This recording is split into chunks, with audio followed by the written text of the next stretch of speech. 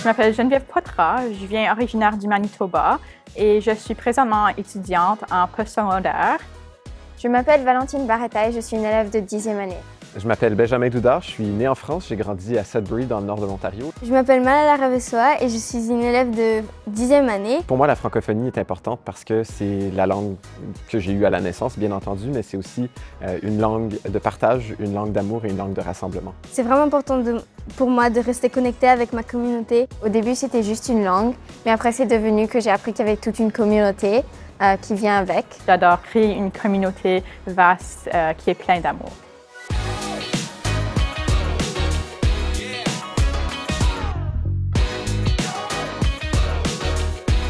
Quel a été ton moment déclic francophone? C'est quand j'ai décidé de rester à ma petite école francophone du CSF, quand d'autres personnes ont décidé de partir. Donc pour moi, c'était en 8e année. Et puis j'ai vu comme les gens qui sont restés, pour eux, la francophonie, c'était vraiment important.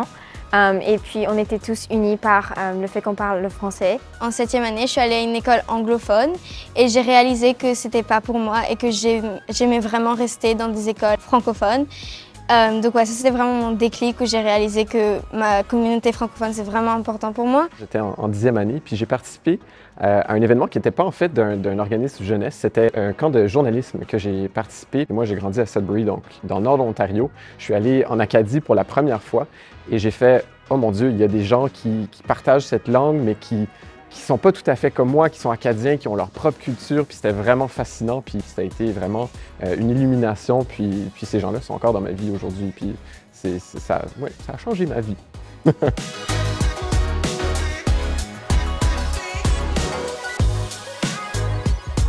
Quel était ton premier événement jeunesse et qu'est-ce qui t'a donné le goût de revenir? C'était le Forum Empreinte. On a parlé de plein d'enjeux différents comme le racisme, l'homophobie. C'était l'occasion de rencontrer d'autres personnes qui sont dans la communauté francophone, des jeunes qui étaient de mon âge et j'ai beaucoup aimé ça. Et je suis revenue parce qu'il y avait plein d'opportunités pour faire un impact dans ma communauté et rencontrer d'autres personnes. Le premier événement que j'ai participé, c'était un camp de leadership en 8e année. Et on était avec notre classe et on était mélangés avec une autre école. Et on a fait des activités pour notre francophonie. C'était la première fois que j'ai réalisé qu'il y avait d'autres personnes autour de moi qui avaient les mêmes expériences avec le français et avec la francophonie. Alors, cette expérience était vraiment amusante pour moi. Puis, je voulais participer à tous les événements que je pouvais qui étaient exactement comme ça. Pourquoi est-ce que tu participais aux activités de la FESFO et qu'est-ce que ça t'a apporté? Moi, j'ai grandi dans le nord de l'Ontario, dans une petite communauté qui s'appelle Sudbury, puis c'était assez loin des autres francophones en province. Donc, de participer à ces événements-là, ça me permettait de me rapprocher d'une communauté qui est éparpillée un peu partout dans la province. Puis, dès la première activité à laquelle j'ai participé, j'ai eu cette piqûre-là. J'imagine que vous avez eu à peu près la même expérience ici en Colombie-Britannique. Puis, j'ai tout de suite voulu participer à d'autres événements par après. Puis de fil en aiguille, j'ai participé à des événements nationaux aussi avec la FJCF. Puis, ça m'a permis de bâtir un réseau d'amis partout à travers la francophonie canadienne, puis je me sens vraiment enrichi avec tout ça. Ça m'aide à développer mon identité, ça m'aide à trouver des jeunes qui ont la même identité que moi. Et je pense que c'est juste vraiment important de participer parce que j'ai pas beaucoup de la chance de parler en français à l'extérieur des activités, alors ça me donne la chance de parler français avec tout le monde autour de moi. À la fin de ta membriété, comment souhaites-tu rester impliqué dans ta communauté francophone? Bien, c'est drôle que tu poses cette question-là parce que je compte les jours qui restent à ma membriété parce que j'approche des 26 ans. Je pense que c'est vraiment important de rester au contact des jeunes qui sont au secondaire aujourd'hui, puis de montrer que ce qu'on vit dans nos événements jeunesse, ce que ça nous apporte plus tard aussi dans notre vie adulte. Si tu étais un enseignant, qu'est-ce que tu ferais pour encourager tes élèves à participer à des activités du Conseil jeunesse?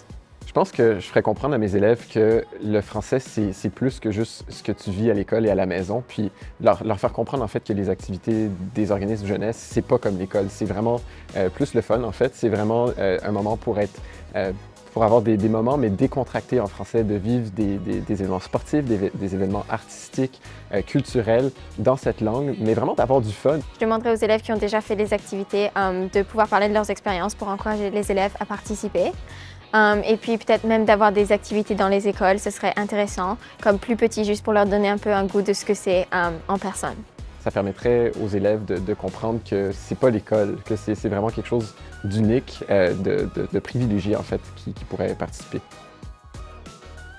Alors pourquoi est-ce que c'est important qu'il y ait plus de liens entre les organismes jeunesse et les écoles? Je pense que c'est vraiment important, comme ça on pourra avoir plus d'activités dans les écoles pour promouvoir la sécurité linguistique dans les écoles et aussi l'appartenance à une communauté. Je pense que les jeunes dans des écoles francophones pensent qu'ils n'ont pas vraiment d'opportunités. Alors avoir des activités dans des organismes jeunesse leur donne ces opportunités. Ça donne aussi des opportunités de rencontrer d'autres personnes d'autres écoles, de différents âges, qui est vraiment important pour parler à propos possiblement des options postsecondaires. Ça donne une sens de communauté hors de l'école. Je pense que c'est vraiment important de conscientiser les conseils scolaires, les écoles et les enseignants sur c'est quoi ces organismes-là. Je pense que c'est important d'avoir des représentants de ces organismes-là qui viennent peut-être parler aux enseignants ou parler aux classes pour se présenter puis expliquer c'est quoi qu'ils font et à quel point c'est important ce qu'ils font.